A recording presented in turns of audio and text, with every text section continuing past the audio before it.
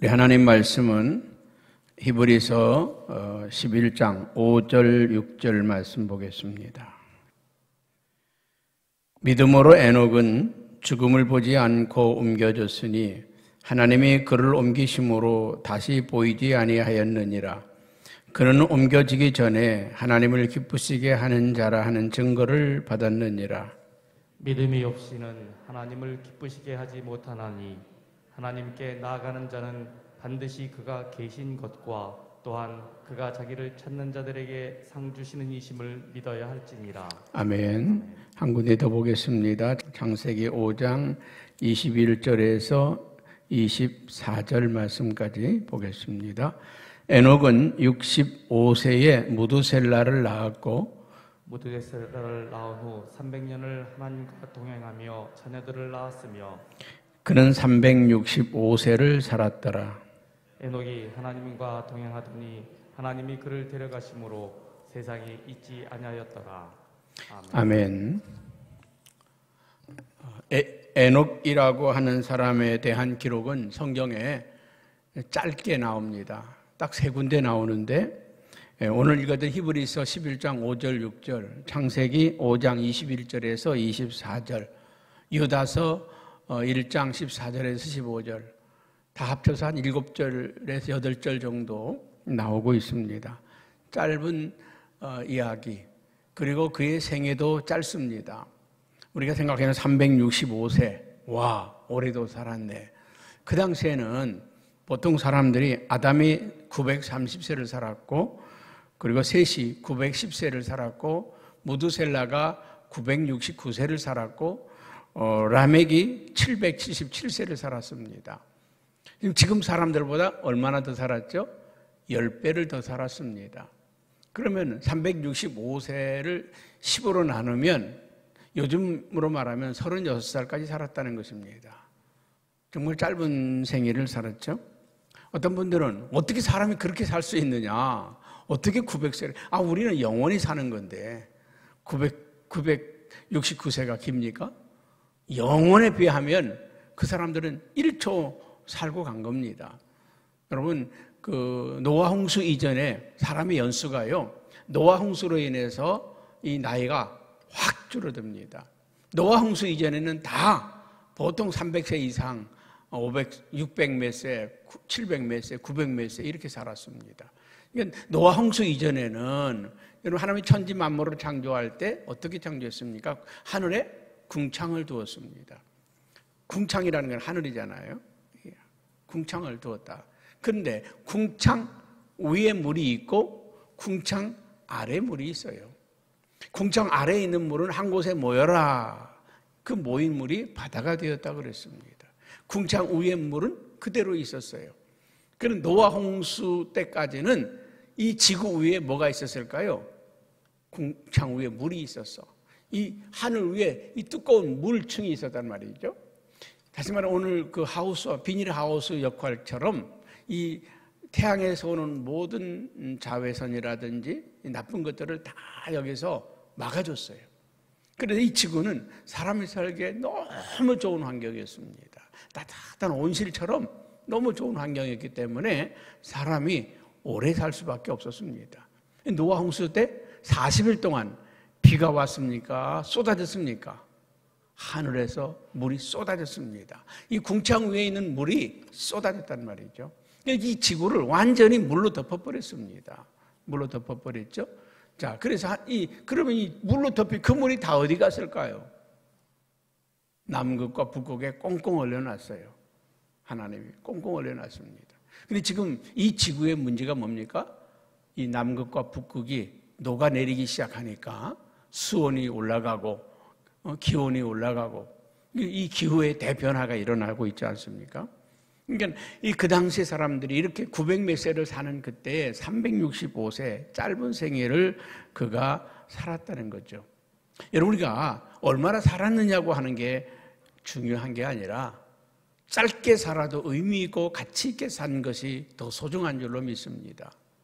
또 어떤 분들은요, 정말 간증이 많은 분들이 있어요. 뭐 간증시켜 놓으면요, 한 5분만 하라고 그러면 50분 하고요, 1시간 하라고 그러면 그냥 밤새도록 하고, 간증할 게 많은 분들이 있어. 부럽습니까? 안 부럽습니까? 간증할 게 많은 사람은요, 전혀 부러울 게 없어요. 그런 사람 부러워하면 안 됩니다. 나는 간증거리가 하나도 없어. 그 사람 참 부러운 사람입니다. 할렐루야. 뭐 어디 차 들이박아가지고 사는 사람 다 죽어내 자기 혼자 살았다. 비행기가 떨어졌는데 다 죽어내 나만 살았다. 배가 침몰했는데 다 죽어내 나만 살았다. 뭐 죽을 병이 걸렸다가 내가 살았다. 여러분, 죽을 병이 안 걸린 사람이 행복해요. 걸렸다가 살아난 사람이 좋아요. 안 걸린 사람이 좋죠. 비행기 탔다가 떨어진 사람이 좋아요. 비행기 타도 안 떨어진 사람이 좋아요. 안 떨어진 사람이 좋죠. 여러분, 간증이 없다는 건요, 너무 큰 간증을 살았다는 거예요. 할렐루야.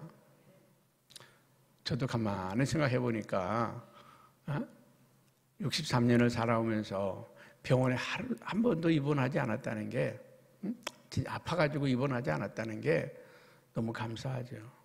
그렇잖아요. 여러분, 병원에 한 번도 입원하지 않은 사람이 감사해요?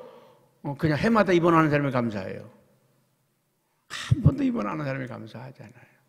그러니까 간증이 없는 사람이 진짜 감사한 사람들이다.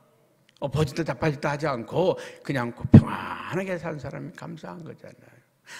여러분, 아브라함의 생애가 감사한 거예요? 야곱의 생애가 감사한 거예요? 이삭의 생애가 감사한 거예요? 이삭이 감사한 거잖아요.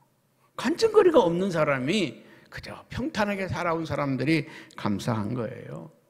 할렐루야. 여러분, 짧게 살았지만 은혜롭게 살고 감사하게 산 에녹은 그렇게 간증거리가 없어요. 그런데 그 에녹은 가장 위대한 삶을 살았던 사람 중에 하나입니다. 그런 간증할 거리가 없기 때문에 성경에 7절밖에 기록이 안 되잖아요. 그러니까 그 7절이 짧은 성경이 기록됐지만 그 몇 권의 책을 엮을 만한 그런 분들보다 더 귀한 인생을 살았다. 어떻게 살았을까요? 에녹은 하나님의 말씀대로 살았다는 것입니다. 어떻게 살았어요? 하나님의 말씀대로 살았다. 유다서 1장 14절에 보면 아담의 7세손 에녹이 사람들에 대하여도 예언하여 이르되 보라, 주께서 그 수만의 거룩한 자와 함께 임하셨나니. 자, 여러분, 그런 사람들에게 어떻게 살았다고요? 예언자로 살았다는 것입니다. 예언하여 이르되 예언자로 살았다는 것입니다. 그 예언자라고 하는 게 뭡니까? 하나님의 말씀을 그대로 전달하는 사람 아닙니까? 사람들에게 하나님의 말씀을 전달한 사람. 여러분, 그 말씀은 다시 말하면 예언자는 고통스러운 사람들이에요. 왜요? 하나님의 말씀을 전달했기 때문에 또 그렇게 살아야 될 사람들. 교인들보다 목사가 조금 더 괴롭습니다. 왜? 목사는 설교한 대로 살려고 더 애써야 되니까. 그게 조금 더 힘든 거죠. 여러분, 정말 믿음이 신실한 사람은요, 믿음이 없는 사람보다 좀 더 힘들어요. 왜요? 말씀한 대로 살아야 되니까. 여러분, 새벽기도 안 나온 사람보다 새벽기도 나온 여러분이 힘들어요. 왜요? 새벽기도 안 나온 사람은 감동도 안 받고 어떤 의무감도 없어요. 그런데 여러분, 말씀을 듣다 보면요, 자꾸 헌신해야 돼. 헌신할 거리가 생겨. 왜? 안 하면 부딪혀. 여러분, 부딪힌다고 하는 건 축복입니다. 마음에 갈등이 생긴다고 하는 건 축복이에요. 갈등 없이 사는 사람들은요, 이거 죽은 인생과 똑같아요. 여러분, 계속 갈등하시기 바랍니다. 내가 헌금을 해야 되나 말아야 되나? 내가 새벽기도 가야 되나 말아야 되나? 내가 전도해야 되나 말아야 되나? 새벽기도 안 오는 사람은요, 새벽기도에 갈등 별로 없어요. 새벽기도 나오시는 분이 갈등하지. 헌금생활을 안 하는 분은요, 헌금에 대한 갈등 안 해요. 남들이 하든 말든. 전도 안 하시는 분 전도에 대한 갈등, 화요일 날 무슨 날인데? 갈등 안 해요. 전도하는 사람이 오늘 전도하는 날인데 이거 어떻게 하지 내가? 갈등하는 거죠. 오늘 이 유다라고 하는 사람은요, 부패한 시대에, 타락한 시대에 하나님의 말씀, 경고의 말씀을 전하는 거죠. 여러분, 그 시대에 누가 주관하고 있는 시대입니까? 가인의 후예들이 세상을 지배하고 있던 시대입니다. 에녹이라고 하는 이름은요, 기초를 가르친다, 연단한다, 봉헌하다. 그런 의미가 있습니다. 여러분, 이 에녹의 아버지 야렛이 아들의 이름을 지으면서 너는 하나님께 드려진 자다. 너는 하나님의 사람으로 살아야 된다. 너는 이 시대의 기초가 되는 인생이 되어야 된다. 사람들의 본보기가 되어야 된다. 그래가지고 그 이름을 에녹이라고 지었거든요. 너는 하나님께 드려진 자다. 너는 하나님의 사람으로 살아야 될 사람이다. 어떤 시대?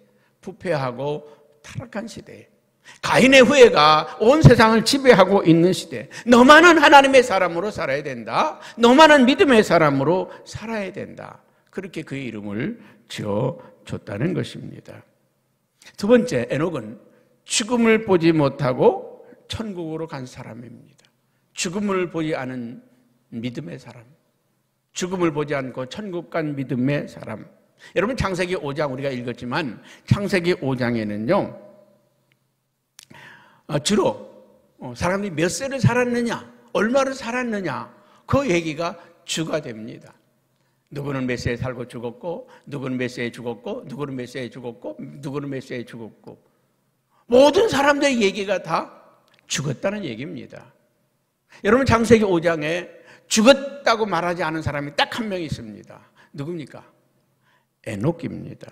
오늘 24절에 보니까 에녹이 하나님과 동행하더니 하나님이 그를 데려가심으로 세상에 있지 아니하였더라. 모든 사람이 다 죽는데 에녹은 죽음을 보지 않고 하나님 나라에 갔다는 것입니다.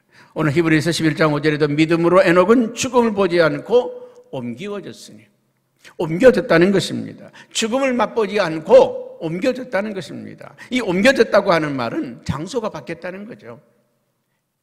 장소가 바뀌었다. 이 세상에서 살다가 하늘나라로 장소가 바뀌어졌다. 이 지상에서 천국으로 장소가 바뀌어졌다. 옮겨졌지 않습니까? 이 말은 에녹의 죽음을 보지 않고 하늘나라로 옮겨졌다고 하는 이 말의 의미는 그는 하나님은 모든 것을 할 수 있다고 하는 것을 보여준 하나의 실물이라는 것입니다. 하나님은 모든 사람이 다 죽는데 너만은 살려줄 수 있는 분이다. 여러분, 하나님 오늘도 이 세상을 살아가는 가운데 모든 사람이 죽는데 오늘 나를 살려줄 수 있는 분이 하나님인 걸 믿으시기 바랍니다. 우리는 살아가면서 많은 사건과 사고, 위험들을 많이 봅니다. 9.11 사건만 하더라도 수많은 사람들이 죽었고 수많은 피해자가 나왔는데 그 많은 간증들이 있잖아요. 비행기를 놓쳐서 비행기를 못한 사람, 차가 고장이 나가지고 회의에 참석 못해서 9.11 그 테러 때 그 무역회관에 가지 못한 사람, 별의별 간증이 다 많습니다. 우리는 어디 가다가요 차를 놓치면 막 차 늦었다고 막 부부간 싸우고 막 너 때문에 그렇다고, 너 때문에. 어느 순간에 저는 그 너 때문이라고 하는 거를 좀 뺐습니다. 그냥 차를 놓쳐도 뜻이 있겠지. 비행기를 놓쳐도 뜻이 있겠지. 갈 때 가지 못한 일이 생겨도 하나님의 뜻이 있겠지. 여러분, 비행기 놓쳤다고, 차 놓쳤다고 안달하지 마십시오. 여기에 하나님의 어떤 뜻이 있을 거야. 내가 가지 못하는데 무슨 뜻이 있을 거야. 무슨 의미가 있을 거야. 여러분, 하나님은 모든 사람이 죽어갈 때 당신의 사랑하는 사람을 살릴 수 있는 사람, 당신의 사람들을 지킬 수 있는 사람. 또 한 가지는요, 죽음 후에 영원한 삶이 있다고 하는 것을 우리에게 보여준 사람이라는 것입니다. 우리는 이 땅의 인생이 전부가 아니라 영원한 하나님의 나라가 있다고 하는 것을 기억하시기 바랍니다. 여러분, 엘리야는 죽음을 보지 않고 하늘나라로 올라간 사람 중에 하나입니다. 예수님께서 변화산상에서 회의를 할 때 그 회의에 참석한 사람이 누굽니까? 엘리야와 모세가 참석을 했습니다. 여러분, 이 사람들은 죽었지만 지금도 살아있다고 하는 것을 우리들에게 보여준 사람들 아닙니까?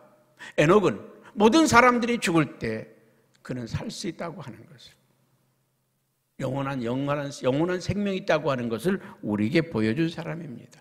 여러분, 우리가 믿음의 사람들은 영원한 생명, 하나님의 나라가 있다고 하는 것을 믿는 사람 아닙니까? 할렐루야. 그 예수님께서는 우리 하나님 믿는 자는 죽어도 살겠고 나를 믿는 자는 죽어도 살겠고 살아서 나를 믿는 자는 영원히 죽지 아니하리라. 여러분, 장소만 옮겨진 거예요. 이 땅에서 천국으로, 성현교회에서 천국으로. 여러분, 천국은 꼭 죽어야만 가는 게 아니라 이 땅에서는 유한한 인생이기 때문에 100년도 못 사는 인생이기 때문에 그 전에 주님이 안 오시면 우리는 죽어야 천국 가는 거고, 만약에 주님이 2022년 금년에 오신다면 우리는 죽음을 보지 않고 그냥 가는 거예요. 옮겨지는 겁니다. 에녹이 그의 삶이 이 땅에서 천국으로 옮겨진 것처럼 죽음을 맛보지 않고 천국으로 가는 거예요. 우리의 기도에 간절한 소원이 있다면 죽음을 보지 않고 천국 가게 해주십시오. 할렐루야. 죽음을 보지 않고 천국 가게 해주시옵소서. 그런 역사가 있기를 주님의 이름으로 축복합니다. 세 번째로는 에녹은 하나님과 동행하는 믿음의 사람이었습니다. 창세기 5장 21절에 23절에 이렇게 말씀하고 있습니다. 에녹은 65세, 우리 한번 같이 읽어볼까요? 창세기 5장 21절에 에녹은 65세에 무두셀라를 낳았고 무두셀라를 낳은 후 300년을 하나님과 동행하며 자녀들을 낳았으며 그는 365세를 살았더라. 여러분, 65세까지는 어떻게 했다는 겁니까? 하나님을 몰랐다는 것입니다. 하나님을 알지 못했다는 것입니다. 언제 알았다는 겁니까? 무두셀라를 낳고 나서 하나님을 알았다. 여러분, 그러면 65세까지는 하나님이 누군지 몰랐을까요? 알았어요. 왜 몰랐습니까? 우리 사람에게는 어떤 거듭남의 기회가 있습니다. 정말 사람이 새로워지는 기회가 있단 말이죠. 완전히 딴 사람이 되는 기회가 있어요. 신앙생활을 10년, 20년, 30년, 40년 했는데도 세상 사람이나 예수 믿는 거나 별반 다름없이 살아온 사람들이 있어요. 우리 교회 안에도 그런 사람 참 많습니다. 저 사람 집사인가 봐, 불신자인가? 저분이 권사인가, 불신자인가? 이게 별로 구분이 안 되는 분들이 있습니다. 별로 구분이 안 되는 사람. 근데 어느 순간에 하나님을 만나고 나면 그 인생이 180도 완전히 바뀝니다. 하나님을 경험하고 나서는, 은혜를 경험하고 나서는 완전히 딴 사람이 되는 사람이 있단 말이죠. 하나님을 모르는 것이 아니라 알고는 있었지만 지식적으로 알고 있었단 말이죠. 너희가 하나님을 아느냐? 하나님이 한 분뿐이지 아느냐? 잘 아는도다. 귀신들도 믿고 떠느니라. 여러분, 당시 예수님 시대에 많은 사람들은요, 예수님을 알았어요. 예수님이 누군지 알았어요. 그러나 그분이 진짜 하나님인지 메시아인지는 몰랐어요. 자기 곁에 예수님이 있는데 나사렛 예수요, 다윗의 전 예수요, 선생님이요, 다 그랬어요. 근데 귀신 들린 사람들은 어땠어요? 하나님의 아들이요, 발발발 떨었어요. 예수님 보고 하나님의 아들이요, 발발발 떨었어요.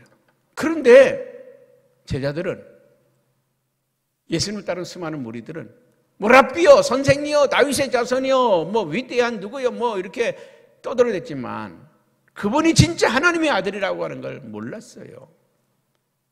여러분, 베드로가 뭐라고 고백합니까? 사람이 날 누구라고 하느냐? 누구 선지자 중에 한 사람이라고 합니다. 누구라고 합니다. 막 떠들 때 너는 나를 누구라고 생각하느냐? 아주 유명한 대답했죠. 네, 주는 그리스도시요 살아계신 하나님의 아들이시니다. 주는 그리스도시요 살아계신 하나님의 아들이시니다. 여러분, 이 고백을 들었을 때 주님이 얼마나 기뻤을까요? 황홀했어요. 주님이 황홀경에 빠졌습니다. 주는 그리스도십니다. 메시아십니다. 주는 하나님의 아들이십니다. 너무 주님이 행복했어요. 그때 내 이름 위에 반석 위에 내 교회를 세우리니 음부의 권세가 이기지 못하리라. 베드로가 교회가 된 거예요. 시몬 베드로가 교회가 된 거예요. 여러분, 우리 한 사람 한 사람은 교회입니다. 거룩한 교회입니다.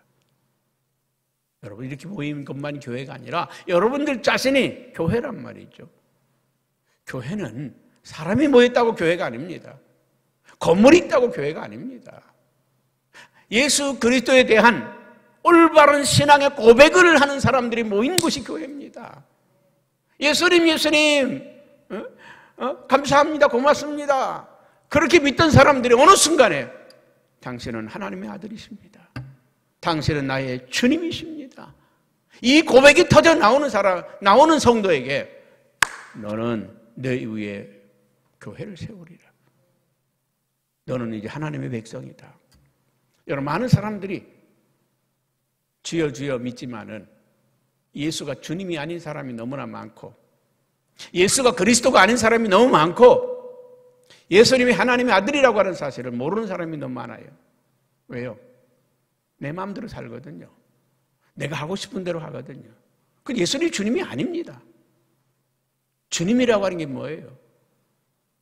나의 주인이란 말입니다. 내 시간의 주인, 내 물질의 주인, 내 삶의 주인, 내가 죽고 사는 것이 그분의 손에 있다고 하는 걸 고백하는 게 주님이란 말입니다. 그냥 뭐 주님 그거 아니에요. 예수님이 나의 주인 되는 역사가 있기를 바랍니다.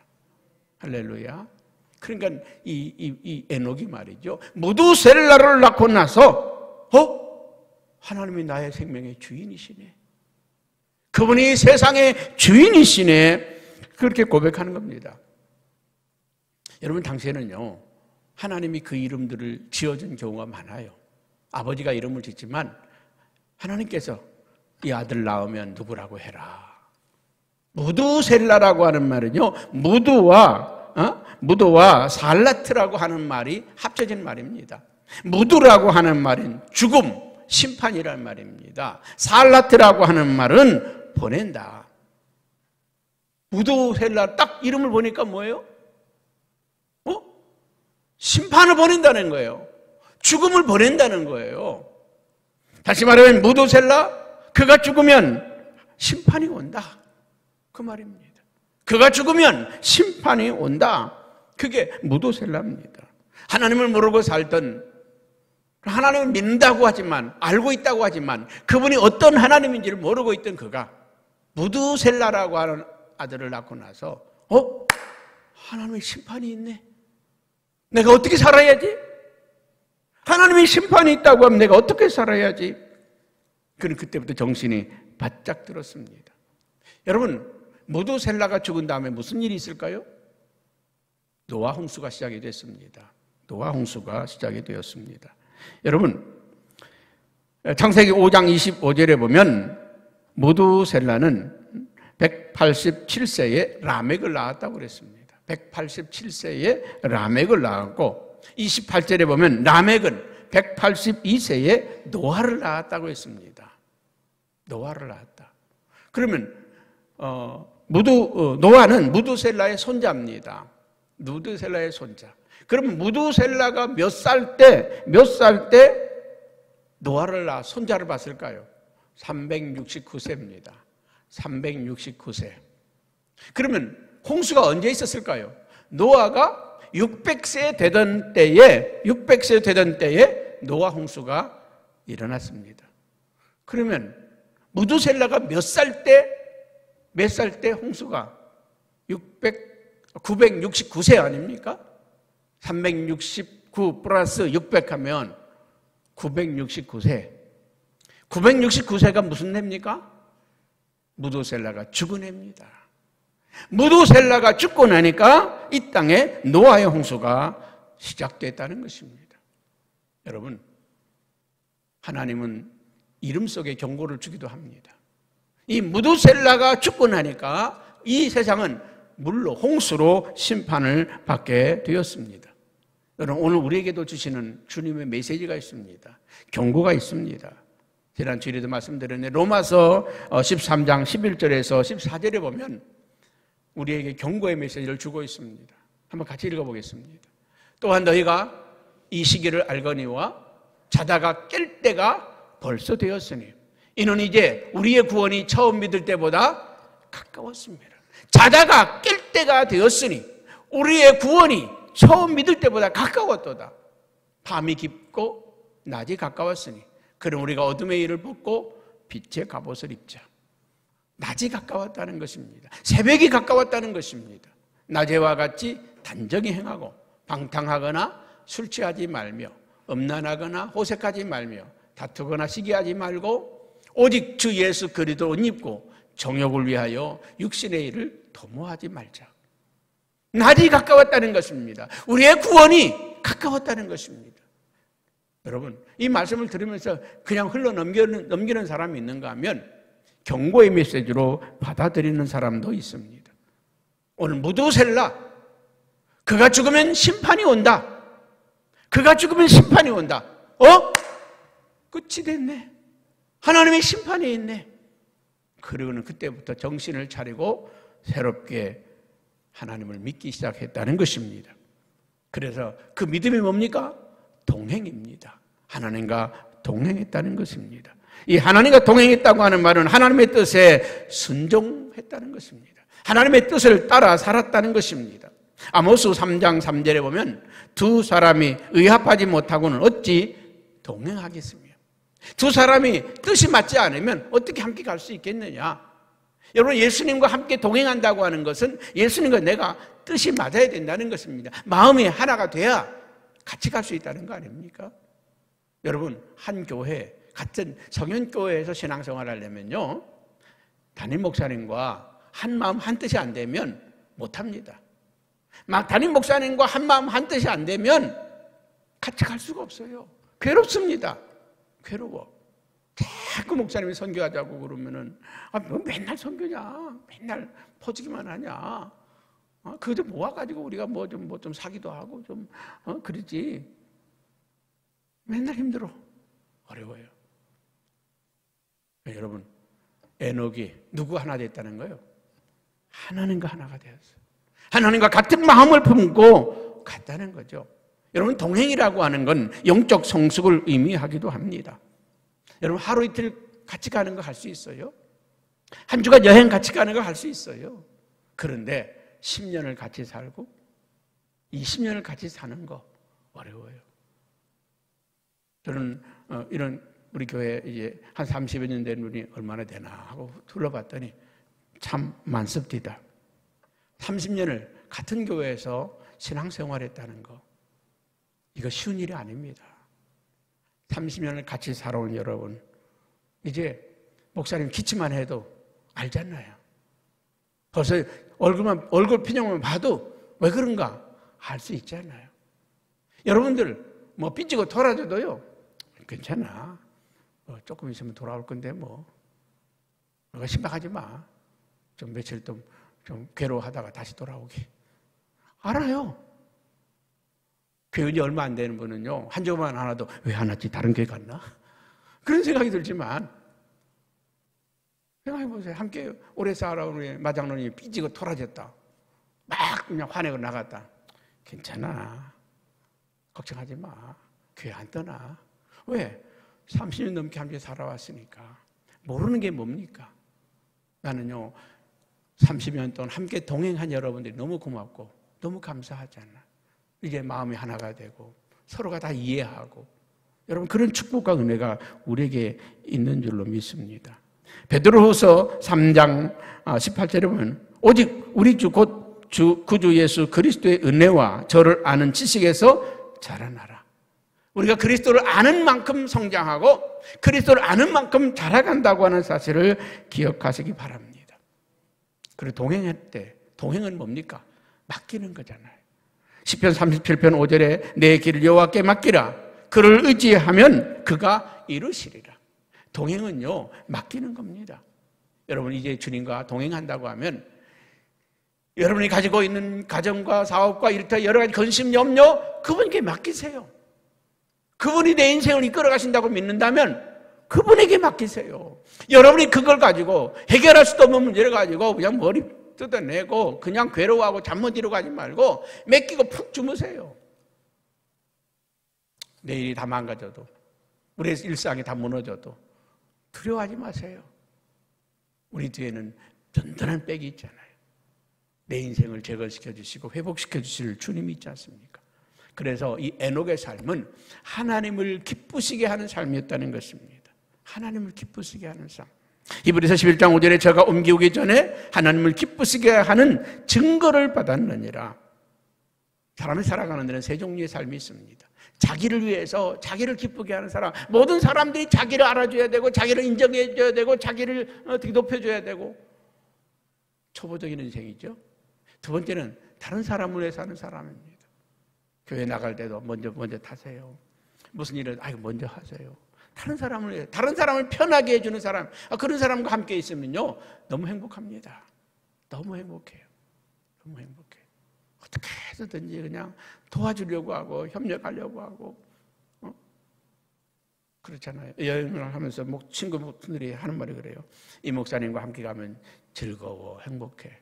나는 함께 가는 사람들을 즐겁게 해주고 잘해주고 편하게 해주고, 나를 위해서가 아니라 함께하는 사람들을, 그 사람이 나이가 많든 적든 나보다 윗사람이나 아랫사람이나 상관없이 편하게 해주고 싶고, 정말 불편하지 않도록 문을 열어도 깰까 봐 조심하고, 또 어디 가더라도 더 좋은 자리에 양보해주고, 남을 위해 산다는 건 참 좋은 일입니다. 근데 더 좋은 건 하나님을 위해 사는 겁니다. 하나님을 위해서 하나님께 기쁨을 드리고 사는 건 그건 참으로 영화로운 삶입니다. 무엇으로 에녹은 하나님을 기쁘시게 하는 삶을 살았을까요? 6절에 보면 이렇게 말씀하고 있습니다. 믿음이 없이는 기쁘시게 못하나니 하나님께 나아가는 자는 반드시 그가 계신 것과 또한 그가 자기를 찾는 자들에게 상 주시는 이심을 믿어야 할지니라. 여러분, 에녹이 하나님을 기쁘시게 한 건 다름이 아니에요. 믿음이었습니다. 그가 믿음으로 하나님을 기쁘시게 했다는 것입니다. 그럼 하나님을 기쁘시게 한 믿음은 어떤 믿음이었습니까? 하나님의 존재를 인정하는 것이었습니다. 그분의 존재를 인정하는 것. 그가 계신 것과 그가 계신 것이라고 하는 건 그분의 존재를 인정하는 것. 믿음은 그분의 존재를 인정하는 데서부터 시작된다고 그랬죠. 주님이 지금 이곳에 계시다고 하는 것, 내 삶 속에 계시다고 하는 것, 그분이 살아계시다고 하는 것 인정하는 거죠. 어떤 분들은요, 부모님이 계시든 말든 그냥 부부가 그냥 피 터지게 싸우는 사람들이 있어. 저놈들이 나를 부모로 생각하는 거야. 참 괴롭죠. 그래도 막 싸울 일이 있어도 부모님 앞에서는 싸우면 안 되잖아요. 부모님의 존재를 무시하는 거잖아요. 그런데 또 어떤 성도님들이 목사님 옆에 있든 안 있든요, 지들이 하고 싶으면 막 합니다. 육두문자도 막 쓰고 막 그냥. 그래서 이 사람이 나를 목사로 인정하나? 여러분, 인정받고 인정하고 이거 얼마나 소중한 일입니까? 여러분 곁에 윗사람이 있으면 함부로 말을 해서도 안 되잖아요. 부모님이 계시면 함부로 싸워서도 안 되잖아요. 부모님 옆에 계신데 어떻게 싸웁니까? 목사님 옆에 있는데 어떻게 세상적인 말들을 막 합니까? 그렇죠? 목사님의 존재를 인정하지 않는 거잖아요. 그럴 때 참 비참해지죠. 내가 뭐야? 나의 존재가 뭐야? 여러분, 에녹은 하나님의 존재를 인정하기 시작했다는 거예요. 그분이 언제나 내 곁에 계시다, 나와 함께 계시다 인정하며 살았다는 것입니다. 두 번째는 어떤 믿음이었습니까? 상 주시는 이심을 바라보았다. 하나님이 내 인생을 축복해 주고 하나님께서 내 인생에 복의 근원이 되신다고 하는 사실을 알았다는 겁니다. 여러분, 우리가 하나님을 기쁘시게 하는 성도, 언제가 우리가 필리핀의 팔라완의 교회를 짓고 돌아올 때 비행기 안에서 하나님의 음성을 들었습니다. 내가 너를 기뻐하노라. 내가 너를 기뻐하노라. 우리가 좀 어려운 가운데서 필리핀의 교회를 건축했는데 하나님께서 기뻐하신다네. 내가 너를 기뻐하노라. 내가 너를 기뻐하노라. 그 3시간 반 동안에 마닐라에서 김포공항까지 오는 시간 동안에 얼마나 많은 눈물을 흘렸는지 모릅니다. 주님이 기뻐하신다는 거예요. 여러분, 주님이 기뻐하시면 우리의 인생에 축복이 쏟아집니다. 그리고 부모님이 데리고 나서 돌아와서 우리 9월 달에 제7차 단일 기도를 드릴 때 하나님께서 우리 교회에 축복하셨잖아요. 매일 저녁. 그렇게 많은 헌금이 쏟아진 건 처음이었어. 1,000만 원, 2,000만 원, 3,000만 원. 매일 저녁마다 헌금이 쏟아지는데 여러분, 우리 빚 다 갚고 저쪽 건물 봉헌했잖아요. 하나님이 기뻐하시니까 그런 축복의 역사가 있잖아요. 이번에 제 7차 여성 선교사 대회를 여는데 또 7년 만에 돌아와서 제가 이제 지휘봉을 잡았습니다. 제 1차 여성 선교사 대회를 제주도에서 우리 교회가 주관에 대해서 했잖아요. 그때 우리 성도들 기억나잖아요. 한 사람이 한 명씩 섬기자고, 한 선교사씩 섬기자고, 그래 한 30여 명이 참여를 해서 우리 한 2천만 원 정도 헌금이 나와서 우리가 이 선교 대회를 은혜롭게 잘 마쳤습니다. 선교들 마치고 나는데 우리 교회를 떠나신 어떤 집사님이 찾아오셨어요. 목사님, 웬일이요? 교회 떠난 사람이. 근데 기도하는데 하나님이 성인교회 돈 갖다 주래요. 헌금 갖다 주래요. 우리 교회를 떠난 집사님이 헌금을 가져왔어. 나는 그게 얼마 들었는지도 몰라요. 나중에 재정부에서 5천만 원을 가져왔다고. 5천만 원. 그게 딱 보니까 우리 교회 그 해에 마이너스였습니다. 마이너스 재정이었는데 5천만 원 헌금이 딱 들어와서 마이너스가 메꿔졌습니다. 우리 교회를 떠나신 그 집사님에게 하나님이 너 성현교회 헌금 갖다 줘. 이 헌금은 성현교회 거야. 누가 하신 일입니까? 하나님이 하신 일이잖아요. 나는 분명히 이번에 우리가 쉽지 않은 일이 가는 여정도, 가정 여정도. 어저께 제가 어떤 분이 가시겠다고 그래서 비행기표를 찾아봤습니다. 우리가 가는 비행기가요, 아무리 뒤져봐도 이게 뭐 잘못된 거 아닌가? 이게 잘못된 게 아닌가? 아무리 찾아봐도 인터파크 항공사에 뒤져봤는데 420만 원이요.